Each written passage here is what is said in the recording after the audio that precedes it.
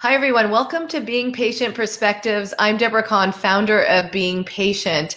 I'm proud to announce that today we have joining us Pam Montana. Was a former Intel executive who was diagnosed with early onset Alzheimer's disease in her early 60s. Pam, thanks so much for joining us. Absolutely, my pleasure. So I have to say we're getting a lot of insight from looking at the first person perspective of what it's like to live with Alzheimer's disease. I like to start at the beginning because that's a really confusing time for a lot of people who tell us it takes years to get a diagnosis. Can you share with us where it all started with you when you realized you're having a problem with your memory until when you finally got a diagnosis? Sure. I'll try to put it all together. Sometimes I mess up on the dates and all of that, but it was the end of 2015. And at Intel, every Friday, or, I think it's Fridays, maybe it's Thursdays now, I don't really remember, but we had a training call, a technical training call. And so every Friday we'd get updates on the new technology. And, being a leader and a manager in my organization, one of my jobs was to make sure that my team knew what was going on and that I had kind of, updated them on what I had learned and what's coming so that when they were talking to their customers, that they would have all the information. And I found myself having a hard time, I'll say, grasping it or keeping it in my head. And that was new to me. And so I remember very clearly literally almost writing down like word for word what was being said. I'm a pretty fast writer and I can abbreviate pretty easily. And so I was having to, I'll say fake it. So I would, I'd listen to the calls, I'd write it down, and then I'd have my staff meetings, and then I'd kind of read my notes and pretend that I was pulling it from my brain. And that was kind of the start of it. That was, when I first realized that something was going wrong. So was it, when you say it was impacting your work, I mean, you were conscious that you were actually, was it inside, were you saying, am I losing my memory? Or was it just you thought your attention span was getting more narrow? I didn't, Alzheimer's wasn't on my radar at all whatsoever. I didn't think, I kind of wondered what the heck was going on. I kind of thought, oh, I'm getting old, but I wasn't really old. I think I was maybe 58, 59 when that was all happening. And so I just, it was just what was I figured it was like a new thing. And then when we moved, we were living in Chico at the time. And then my husband and I moved back to the Bay Area. And I was also struggling with remembering conversations with my staff. And it was the same kind of thing. I was literally writing down what they were saying so that next time I met with them, I could follow up on what their job was or what the activity was that they needed to complete. And it's funny because after the fact, when I went up there to finally empty out my desk and say goodbye, and they had a party for me and we walked in a walk and all this other stuff that was just amazing, they told me that they wondered what was going on because I had been repeating myself and asking the same questions of them.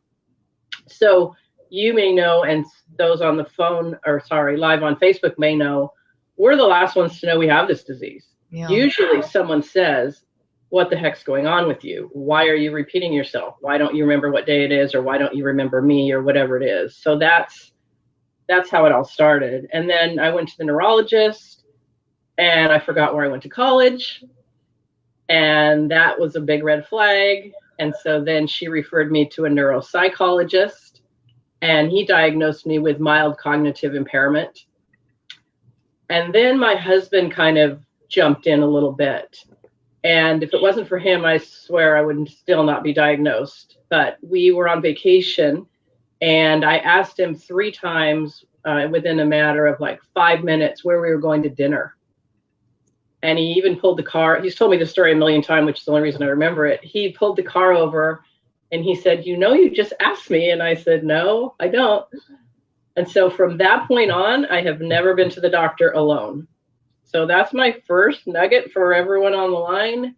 If you think something's wrong, you have got to have someone with you who actually knows what you're doing and what you're saying and how it's manifesting itself, because we don't really know. Well, and that makes sense, because you don't, Yeah.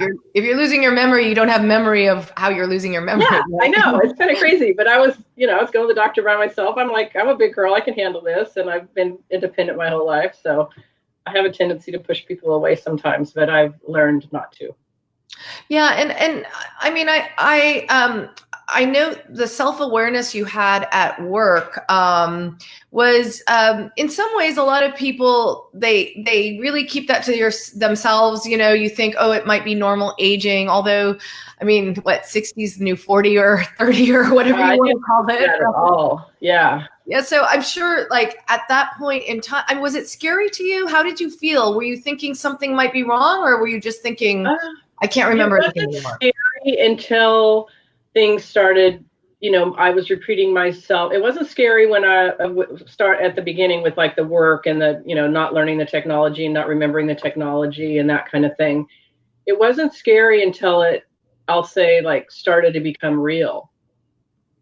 And I was like, oh, wow. Like, and was that after diagnosis where the reality? No, it was, well, of course, after the diagnosis, I was devastated, and, we had to have a little, crying moment and all that kind of stuff. But I also was relieved, because I knew something was wrong and no one believed me. So, getting into UCSF was a huge thing. Getting in the research department was amazing, because that's how they found out that I had all the, tau and amyloid in my brain. You can't, there's really, you could do a test, but I did pretty well on the memory test, which I can't say, MMPI or whatever the heck it's called. I did okay on that.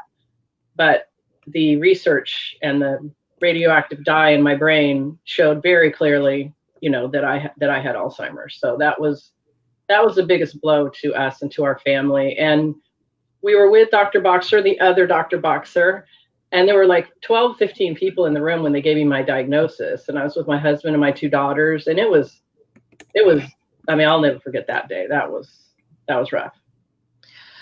How long, Pam, did it take you during that duration of, I'm feeling like there is more problem, and you mentioned your husband really pointing out that you're having memory issues. How long did it take before you actually got that diagnosis when you enrolled in the research? Over a year, because to go, especially for a neurologist, you don't get an appointment in like a week. They are seriously backed up. It's like, 6 months down the road or so that you get the appointment. And then you meet with them, and then, oh, now I need to meet with the neuropsychologist. Okay, well, again, that's a few months out. And then once I met with them, he agreed to study me, so to speak, or have me come back. Well, then that was another few months. And at that point in time, I was on sabbatical. That was the end of 2015. So that was actually kind of a blessing.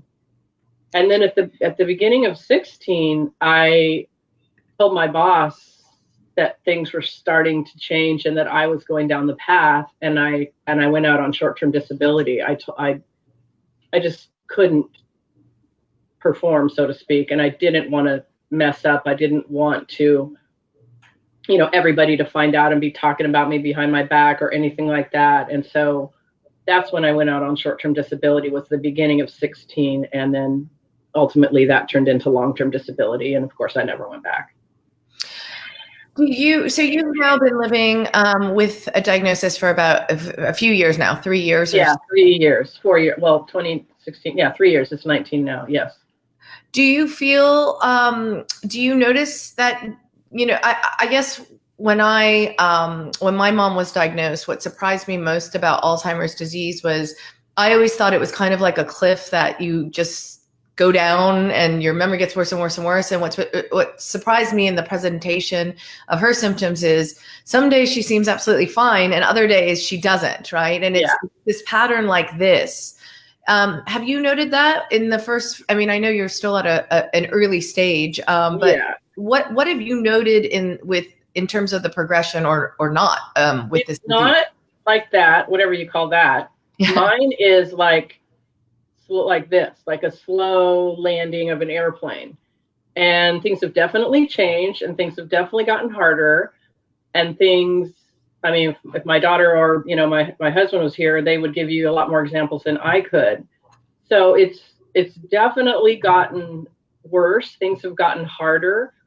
The thing that's the most frustrating for me is that the piece that is the hardest for me to deal with right now is executive function and multitasking. And, you know, a few months ago, I couldn't remember how to copy and paste a document. And I was devastated because being in technology my entire life, not just at Intel, but at NCR and AT&T, been using a computer since dirt, you know, since there was one probably. And I can still type and I can still do email, but there's certain things that I'm like, oh, wow, I forgot how to do that. So that's been rough. And my memory, you know, day in and day out, I think is okay. I know you talked to Phil and some other people and Jeff. Love them, by the way, if they're on the line. They're great friends of mine, and we were all early stage advisors together. We all have such different symptoms. And, you know, I do drive, but visually things are a little bit different too. And I only drive where I've been before. I can't multitask. I can't drive and have navigation on. I mean, I could theoretically, but I don't. So thankfully I've lived here forever and I go where I've gone. You know, I could drive there blindfolded, I would say, you know, I could walk there. And that's kind of the rule of thumb that I'm using right now for my driving. And I did pass the written test recently. So I'm legally able to drive as well, but I feel like I'll be self-monitoring that. That'll probably next, but hopefully not for a while. So what you say about the map and driving at the same time is particularly interesting to me because I think it's this, you lose the ability to kind of think about two things at one time. Is right. Multitasking is not, none of us should ever multitask. Let's get that out on the table. But we have all been doing it our whole lives. And working at Intel for 17 years, I had to multitask or I wouldn't have survived. Yeah. But I really can't. You know, I really can't. I wrote some notes down just in case. And I would never have been trying to do that right now. Like if something popped into my head, I'm not writing it down. You know what I mean? Like I have to set things up now and have my planning is completely different. And our vacations are completely different and, you know, things like that.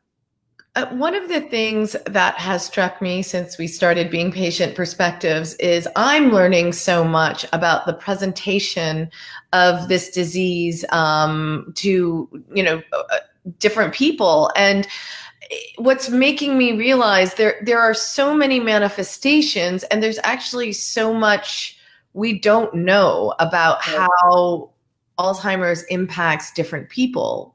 Yes. Would you agree with that? Oh, totally. I'm in a support group at the Alzheimer's Association in Northern California, who, as I mentioned when we first started chatting, has been just a lifesaver for me. The Alzheimer's Association has definitely really helped me deal with this and also given me a purpose by giving me the opportunity to be on the board of directors and things like that. But there's about 7 of us, maybe 8 of us, and we meet every week with a clinical, whatever, psychologist, therapist, I'm not sure. And we are all different. Every single person in that room have a different manifestation, have different symptoms, are at different, you know, like they've had it first, I don't know how to say it, but like one of the women's has had it longer than me. So, and she has aphasia, so she doesn't speak as well. Anyway, it's amazing to me, but we all have a very, very similar, we all have Alzheimer's, but some of us have, you know, different types of it.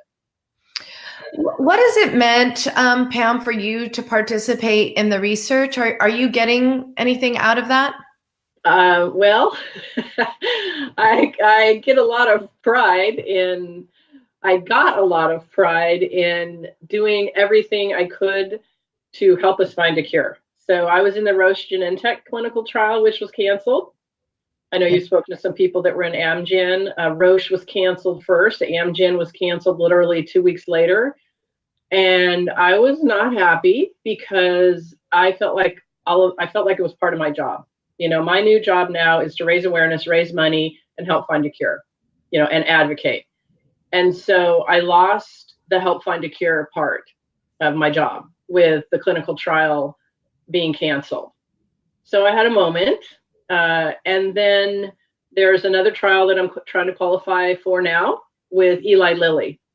And I'm kind of excited about that. I hope I qualify, but I'm also know that everything happens for a reason. And, whatever God has in store for me, I'm here. I'm a vessel, let me know what I'm supposed to be doing to help other people and to help find a cure, and I'll do it.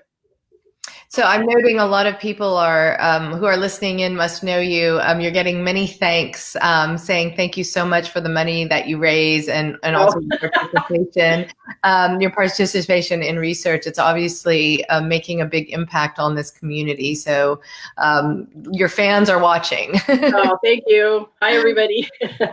Yes, last year I was the second highest fundraiser for the walk at $33,000, and the year before that I was the top fundraiser. So that's kind of, again, part of my job once a year is raising money for the walk. This year it's in San Ramon on the Iron Horse Trail, so we're pretty excited about that. That's amazing. So you've now really made Alzheimer's the focus of your life in a positive way. I mean, obviously you don't have a choice in one sense, but you've transitioned your career from an executive at Intel to really becoming an activist. So tell us a little bit about how that is. It's obviously helped give you a new focus. Yeah. Well, I'm a doer. And, as I told you, we got the diagnosis and we spent one night, crying and having a few drinks. And, at the same time, we'd been waiting for a diagnosis. So it was also validation that I wasn't crazy. And so that was kind of a big deal. Even though I didn't want that news, I was actually finally, relieved that, okay, great. Now we know, now I can move forward. And so the next day I changed my Facebook, Twitter, LinkedIn, like every profile there is on the planet. And I proclaimed basically to the world, I have Alzheimer's. I'm going to do the best I can for the rest of my life to find a cure, raise money, raise awareness, and, pass whatever legislation we can to, raise awareness. And I can't imagine not doing this. I mean, this is my job. This is my life. And at the same time, there's plenty of days I don't ask for money or, write to Congress or anything like that. But I feel like the Alzheimer's Association gave me like my life back, because during the waiting period, I was in limbo and it was horrible. And I don't even remember what I was doing, quite frankly. I was doing something, but I certainly wasn't working. And so, I just feel like this is what I was meant to do. And I love it and I'm happy to do it, and I'll do it as long as I can. And I'm a giver. I want to help other people, and I think I am. So that makes me feel good as well. It's wonderful that you have made this your focus and helping so many other people who are in the same situation as you are. Can you tell us, Pam, a little bit about how this has impacted your daily life? I mean, it seems like you still have a fair amount of independence if you're still driving. I'm sure your husband is very supportive. But how has Alzheimer's disease impacted your daily life? It's been interesting. I mean, I have to intentionally make plans. And I've never had to do that in my life. At Intel, I was working, 7 to 7 at least, sometimes later. I mean, I would sit in this office, in this desk, for hours on end with conference calls and with meetings. And when I was done with that, I'd do email. The next thing I knew, it was, 10 o'clock at night. So there are some days, yesterday I didn't leave the house, but I had a great day. I read a book. I wrote some bills. I cleaned out my office. I went outside. I sat in the sun. I did some meditation. I don't just lay around and, sleep or cry or do anything like that. So I try to make the most of it. Today I had a bunch of other stuff to do, so I went out of the house. A lot of days I have amazing friends, some of them who probably are on the phone, who like to take me to lunch. And so I have been very spoiled with a lot of lunch dates and dinner dates and just, a lot of socialization, which is great. I go to the gym, I go to yoga, I go for a walk, I lay down with my kitty. I watch Grey's Anatomy. I mean, you know, before you know it, it's like time for dinner and then time for bed. So it's some days are harder to fill the day, but most of the days I intentionally make a list and really get out. Did you change, you mentioned meditation, yoga, did the lifestyle, did you always do that, or did those come with? I did. From many years ago, way back, I don't even know, I was looking at some notes in some of my journals. I have about 12 journals. I've been journaling for a long time, and I've been meditating for a long time. And on some of my down days, I like to look at my journals from many years ago. And I think Ariana Huffington was the one that kind of shook, you know, my cage, and because I was working, and I think, didn't she almost have a heart attack or something happened? Yeah, had exhaustion or something. Yeah. And so I've been listening to Oprah and Deepak for ages, and they're very helpful to me. And I like to sit in the backyard and journal and hang out with the birds and the flowers. And you know, I didn't get to do that. You know, I did it on the weekends, but I wasn't able to do that when I was working. So I just every day do what I can. Well, thank you, Pam. I'm sincerely grateful to hear your perspective. It certainly provides us with a lot of insight. What can people do to maybe get in touch or help with your mission within the Alzheimer's Association? Should there be a specific place they can go to get in touch or keep abreast of what you're doing? Absolutely. Pretty much Facebook, I guess. I mean, I'm on Facebook and Instagram, and I do write a blog as well, and then I post my blogs on Facebook. And if you're interested at all in getting involved with the Alzheimer's Association, I would call the 800 number, and then I would ask them to give you the closest chapter office.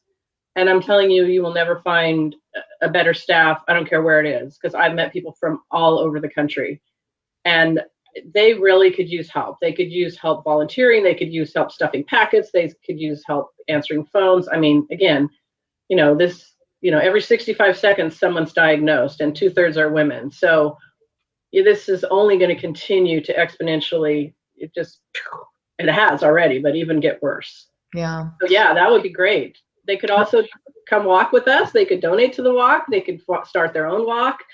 They can join the Alzheimer's Impact Movement. I mean, there's a lot of ways to get involved, but probably starting with the chapter and then deciding which path works for you. We do need people that are healthy to be part of clinical trials. So signing up for Trial Match would also be fabulous. So things like that. Yeah, well, you obviously spelled it out. There's a lot of work to be done, right? And yeah, definitely. Thank you so much for sharing your story and also giving us the opportunity to understand like how you've dedicated your life, how this disease has changed your life, both from someone who has Alzheimer's disease to someone who's trying to make a difference. So we are very grateful for your perspective.